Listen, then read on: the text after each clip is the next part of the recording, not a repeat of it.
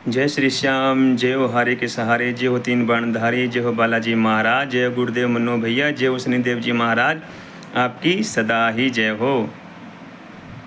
आज की जो हम चर्चा करने वाले हैं, जिस विषय पर हम चर्चा करने वाले हैं वो है कि हम हमारे शरीर में ही जो प्रेत रमा हुआ है उसे भस्म कैसे करें। जो प्रेत हमारे शरीर के अंदर कई सालों से रमा हुआ है उसे हम खुद ही भस्म कैसे करें। तो चैनल को लाइक करें, सब्सक्राइब करें और बेल आइकन के निशान पर प्रेस करें ताकि आने वाली हर वीडियो आप तक पहुंच पाए। और मेरे भाई और बहनों से मैं विनती करता हूं कि चैनल को पूरा देखें, वीडियो को पूरा देखें, वीडियो को स्किप बिल्कुल भी ना करें, वीडियो को पूरा देखें ताकि आपको हर वीडियो की जानकारी आप तक पहुंच पाए, आपको समझ में आए। और इसे शेयरिंग करें, इसको शेयर जितना हो सके उतना शेयर करें। जो मेरा भाई है, मेरी बहन है जो इस रोग से पीड़ित है, उसको इस चीज़ से निजात मिल सके।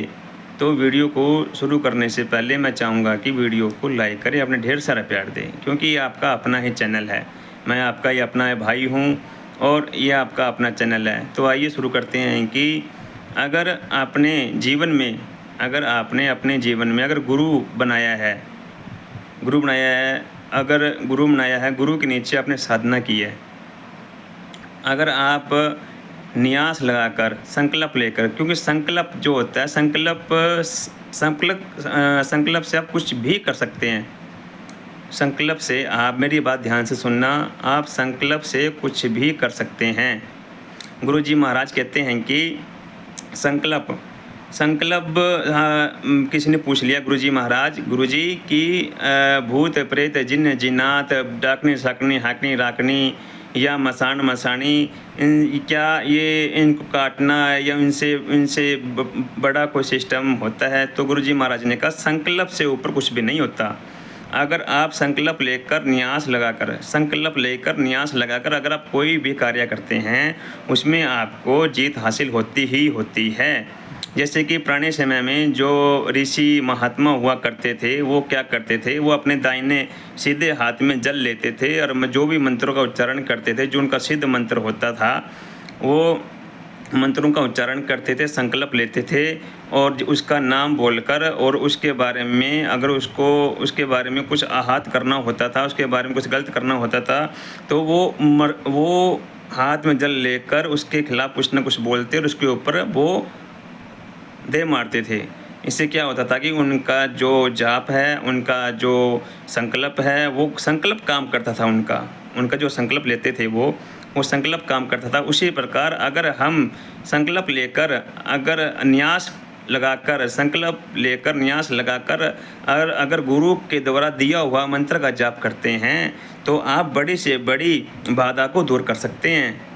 चाहे वो जिन्न हो, चाहे वो भूत हो, प्रेत हो, बेताल हो, भ्रम राक्षस हो, डाकनी साकनी हाकनी राकनी, मसान हो, मसानी हो, या कोई भी क्रिया हो, आप उसका मर्दन कर सकते हैं। मेरी बात थोड़ा ध्यान से सुनना, आप उनका मर्दन कर सकते हैं।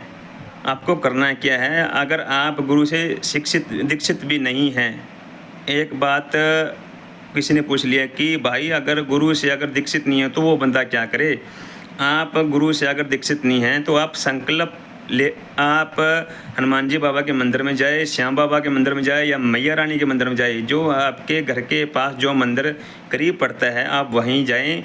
और वहाँ जाकर अगर आप बालाजी महाराज के मंदिर में जा रहे हैं तो वहाँ पर जाकर अपनी समस्या संकल्प जल को हाथ में लेकर और बालाजी महाराज को बोलना है कि हे गुरुदेव जी महाराज, मैं आपको गुरु मानता हूँ और मेरा ये कार्य है, मैं इस कार्य में अटका हुआ हूँ, या ये मेरा कार्य पूरा नहीं हो रहा, या घर के अंदर नकारात्मक ऊर्जाओं ने घेरा डाल लिया है और कोई भी काम नहीं बन रहा है। तो गुरुदेव जी महाराज, मैं 8 दिनों तक लगातार ये मंत्र जाप करूँगा, या 11 दिनों तक करूँगा, या 21 दिन, 31, 41, 108, जितने दिनों तक अगर आपके मन में जो संकल्प होता है, जो आपके मन में होता है, वो हाथ में जल लेकर अपना नाम गोत्र का उच्चारण करके आप अपना एड्रेस बताकर, घर का एड्रेस बताकर आप संकल्प लेकर अगर वो कार्य करते हैं तो वो कार्य आपका होता ही होता है,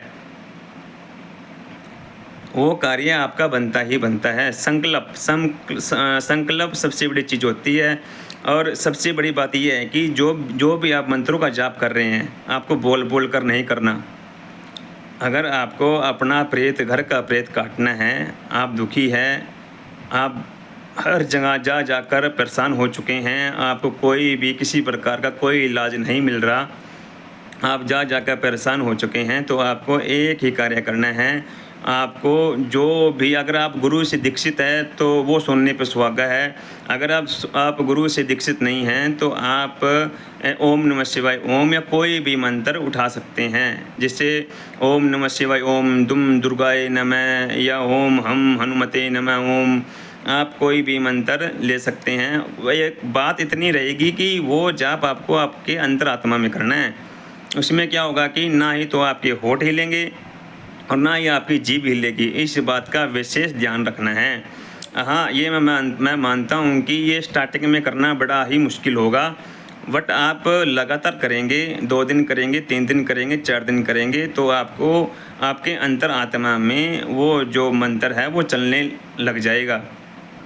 जब वो मंत्र आपके अंतरात्मा में चलेगा तो जो आपके अंदर जो प्रेत बैठा हुआ है, जो साइलेंट रूप में आपके शरीर के अंदर बैठा हुआ है, वो धीरे धीरे कटना स्टार्ट हो जाएगा। क्योंकि प्रेत को शांति चाहिए, उसको शांत वातावरण चाहिए। वो शांत वातावरण में ही रहकर ही खुश रहता है, उसको शांत वातावरण चाहिए। और उस जो भी आपके शरीर के अंदर प्रेत है, वो उसने आपके पूरे शरीर पर कब्जा किया हुआ है। और जब आप मंत्र जाप करते हैं, मंत्रों का जाप करते हैं, अंतरात्मा मंत्रों का जाप करते हैं, तो जब मंत्रों का जाप करते हैं तो उसका अंदर ही अंदर घर्षण होता है मंत्रों के कारण।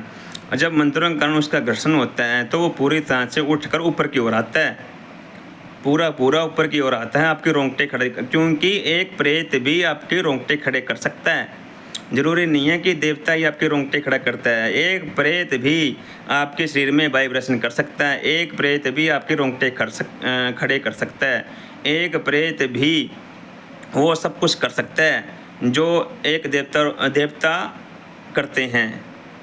और देवता में और प्रेत में बहुत ज़्यादा फर्क हो जाता है। तो जब आप मंत्रों का जाप करते हैं तो आपके रोंगटे भी खड़े होंगे उस टाइम, क्योंकि वो प्रेत उठकर ऊपर आएगा। क्योंकि वो साइलेंट किलर है, वो शांति में रहना पसंद करता है। जब आप ना ही तो होंठ हिलाते हैं और ना ही जीभ हिलाते हैं, और जब आप अंतरात्मा में मंत्रों का जाप करते हैं तो उसको बड़ी तकलीफ़ होती है। जब आप लगातार 2 महीने, 3 महीने, 4 महीने लगातार 1 घंटा, 2 घंटा, 3 घंटा लगातार मानसिक जाप करते हैं, किसी को भी साक्षी मानकर, न्यास लगाकर, संकल्प लेकर, संकल्प बहुत ज़रूरी है, ये मैं बार बार कहना चाहूँगा।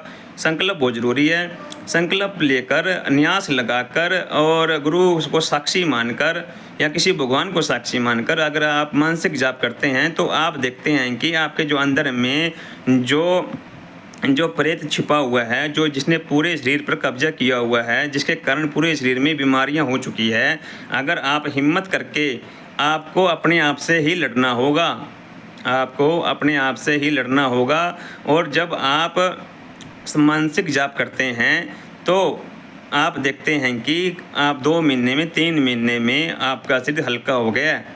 स्टार्टिंग में क्या होगा, जब आप मंत्रों का जाप करेंगे, आपका उसमें क्या लक्षण होगा मैं आपको बता देता हूँ अभी।